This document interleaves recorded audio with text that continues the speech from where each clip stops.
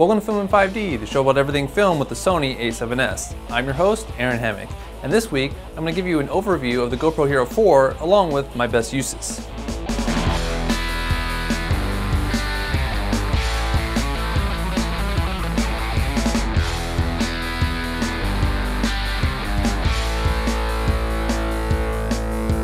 This is by no means a review, but more like an overview including my best uses for the device, my accessories, and the best practices for getting cinematic footage versus the action sports footage you see everybody else get with the GoPros. Now let me very quickly go over my personal settings for your reference. I shoot in 4K 24 FPS, Pro Tune, white balance native at max ISO 1600, center spot exposure, flat picture profile, sharpness on low. Wow, that was really fast. Anyway, I wanted to start off with my first gripe about GoPros in general. GoPro has actually found a niche for themselves and they're doing pretty good to this point. They're coming out with a new and improved model each year and their stock has gone up for the most part.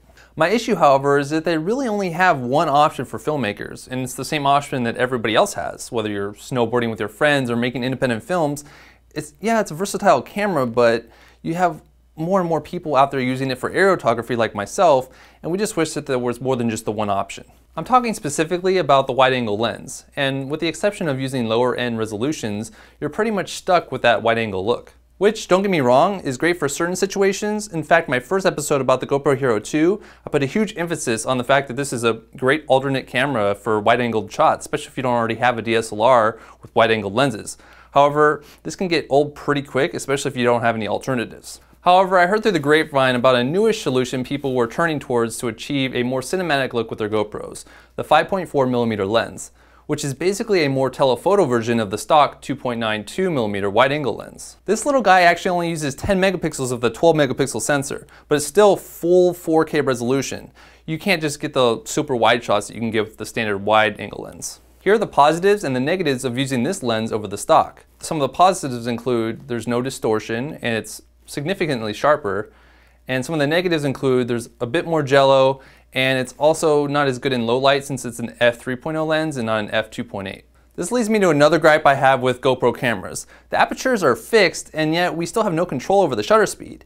And you see with these cameras use both shutter speed and ISO to control the exposure. But what ends up happening, especially when flying the camera in broad daylight, is the shutter speed goes way up, which directly correlates to more jello or rolling shutter. This is easily noticeable in a video I shot a year ago in the desert. It was really bright out, and once I started kicking up the throttle, the vibrations caused a jello effect that even in post-stabilization couldn't fix. I was even using a gimbal to stabilize the footage. If I was able to manually set a shutter speed of say 1/50th of a second, it would create more motion blur, which would remove some of the sharpness, but also remove that nasty jello. But unfortunately, I guess the technology just isn't there yet when it comes to the sensors of the GoPros. The one solution I have found is to use an ND filter to force a lower shutter speed and add motion blur. I got this one off Amazon. It also does a pretty good job of protecting my lens while it's exposed in the gimbal. You can find the lens itself for around $100 to $150 from various sites, but I bought a special mount for it at Poe Productions. Now the entire kit will set you back about $200, which is why I'm kind of sad that they don't just release different versions of the GoPros themselves with different stock lenses. Also, I'll warn you that the DIY part of this build was both scary and frustrating, and I'd recommend you use caution and have the right tools ready to go. Real quickly, I'll mention my Dji Phantom, which I've already done a few episodes on in the past. Now, I have the original version, but with several modifications. One of which is my ZenMuse 2-dimensional gimbal, which is absolutely essential to make your aerial footage usable for professional and creative work. Now they do have better versions of this thing, including a 3-dimensional one, but I'm not the biggest fan of that concept. I like to have complete control over my pans and let the gimbal handle the rest. I will note, however, that none of these are fully supported by the Hero 4 in terms of video transmission, but I'll save that for a later episode. Okay, so you have yourself a proper lens and you have yourself a quadcopter with a gimbal to get aerial shots, and all of this is in beautiful 4K.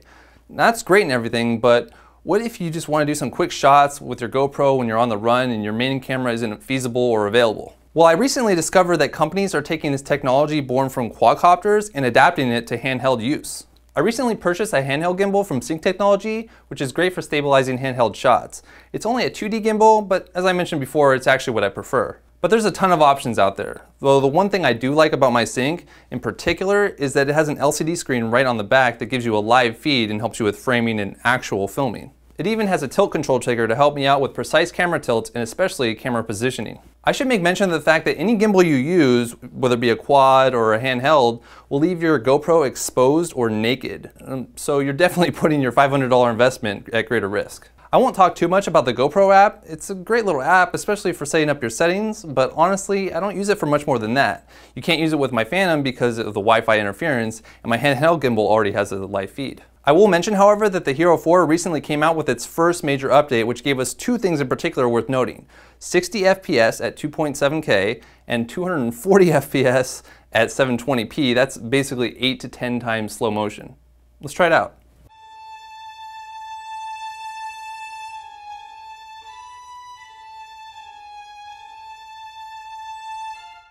But that's it for this time. Hope you enjoyed the episode, and let me know if you have any questions on my Twitter page at Filmin5D or on our Facebook wall at this link here.